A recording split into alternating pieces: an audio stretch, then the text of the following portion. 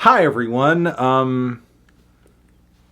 Anthony Mentano here, the internet's busiest music nerd, and it's time for a review of the new Doja Cat album, V. Here we have the newest and fifth full-length LP from rapper, songwriter, singer, Miss Doja Cat. A record that comes after an album cycle that was chaotic in more ways than one. Not just musically, as the track list on this LP was one of Doja's most versatile to date. This album also saw her recommitting to her rap roots a little bit as well, with banger singles like Paint the Town Red. But as good as the highlights from this album were, sadly, I think this time period will mostly be remembered for a lot of Doja's extracurriculars during. For example, she spent a lot of time kind of rejecting her fame, almost doing everything she could to kneecap it and destroy it by being kind of hostile toward her fans, as well as her own work.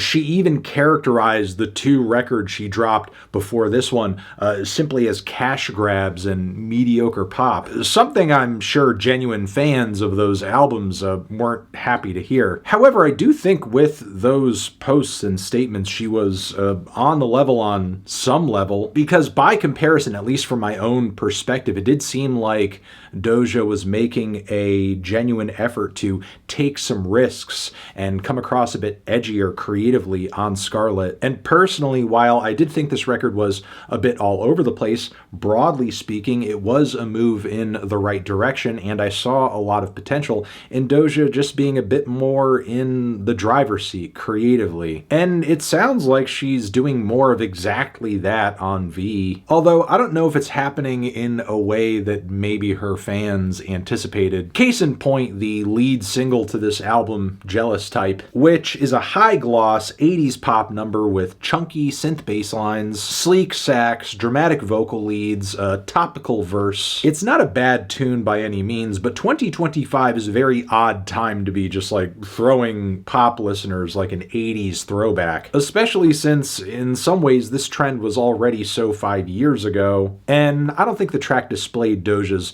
best songwriting ever either. And sadly, the song has seen a bit of a mild reaction chart performance-wise. It merely peaked at number 28. It's currently at 57, and there's really no sign of it, kind of bumping back up anytime soon. So clearly from the outset, there is not quite as much demand for Doja creatively to go in this direction. And yet, she is doubling down on this exact thing with the rest of V, as much of the outfits and promo, production, and songwriting deeper into the record too are pretty centered around 80s aesthetics. And you could actually argue V is Doja's most actively and purposefully focused album yet in that sense. And I think that's also the case for this record topically, as there's a lot of emotional maturity and focus among these tracks as well on the topic of romance. With this record, it is clear Doja Cat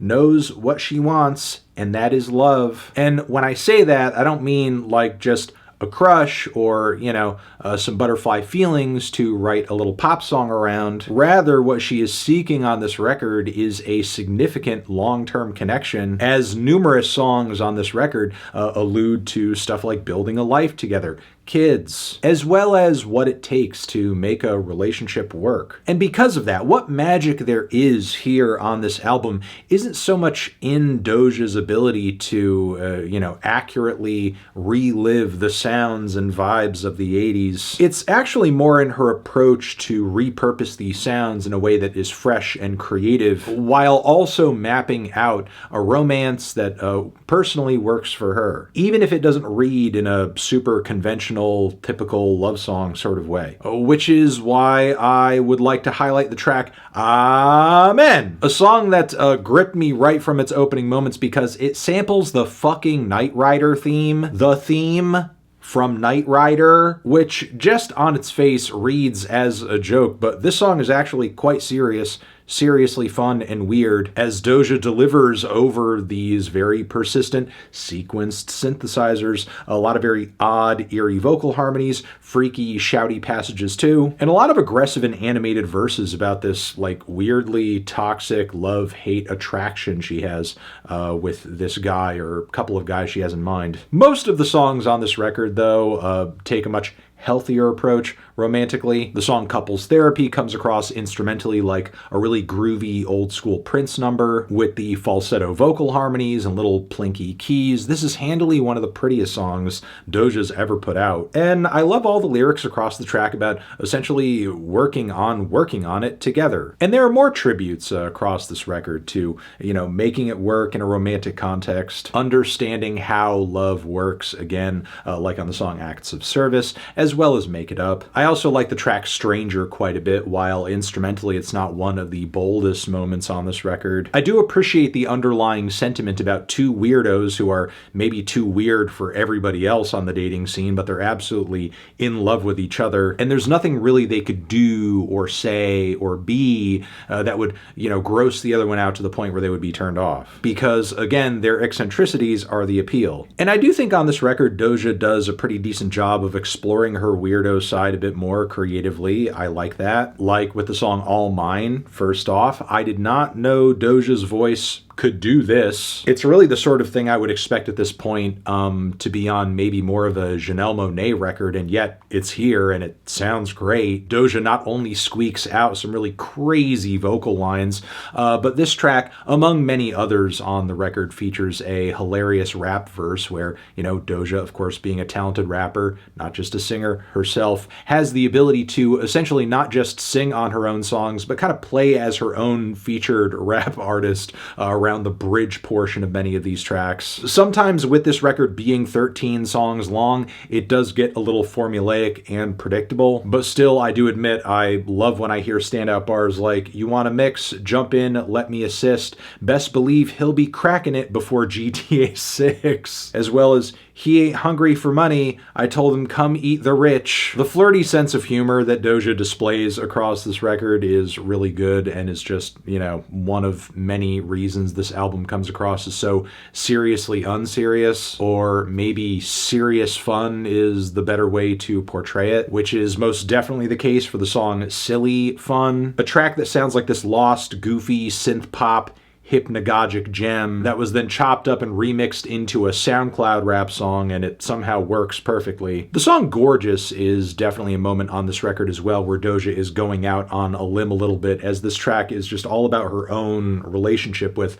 self-image and beauty standards, cosmetic surgery, where a lot of the bars and inflections on the rap verse she lays into the song has like a really huge college dropout, old school Kanye sort of flow. And while the track is one of the snappiest here, it's also one of the saddest and most painfully honest. Again, really appreciating the risk-taking Doja is doing on this album, though I will say there are some slightly left-of-center moments I'm not totally in love with, but I still think it's cool she tried them, like the Frenchy and intensely infatuated Lip Stain, as well as Take Me Dancing featuring SZA, which I know there's going to be a lot of listeners that point to this song and say, hey, it's not quite as catchy or as, incredible a track as Kiss Me More, which, sure, I agree, it's not like, as sharp a pop song, but it's still a cool crossover, and though it is not my favorite song here, it does break up the track list effectively with the SZA appearance. The final moments on the album are pretty interesting, I'll say. Happy. This is a track that addresses a bit of a romantic betrayal, but sees Doja in a very grown-up way, being able to just kind of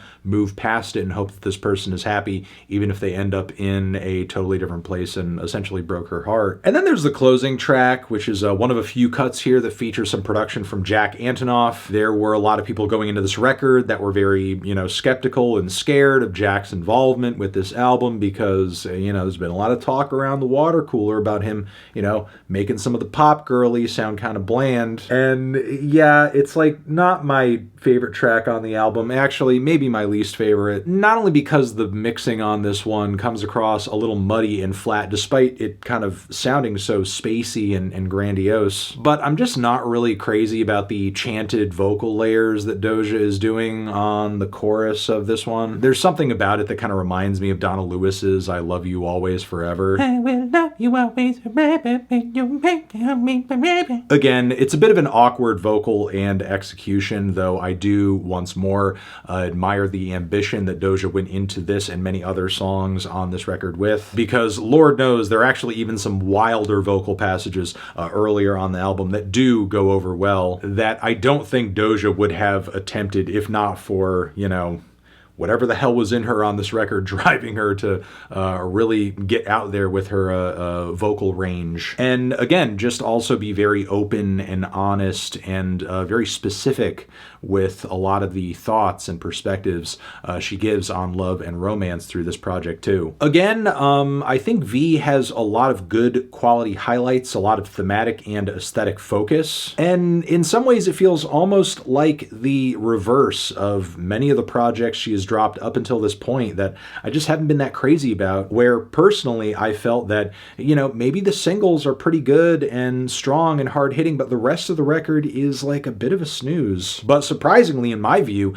it's the songs I thought were really going to pop off or be the most commercial or were kind of the teasers that read to me as the biggest snoozers, while the deep cuts for the most part are like fire and compelling and emotionally impactful. I mean, sure, nobody wants the big single behind their new album to just do okay on the charts, but I can at the very least commend Doja for most of the album outside of that, because I do think this is her most interesting album thus far, most consistent, best produced overall too, where she really tested herself vocally, lyrically. I'm just going to leave it there. I do think the track list is a little bloated, but this is my favorite Doja Cat project to date, and the fact that she was able to hunker down in the way that she was for a record with this much material, with this much focus, has me actually even more excited for where she goes from here, which is why I'm feeling a decent 2 strong 7 on this one.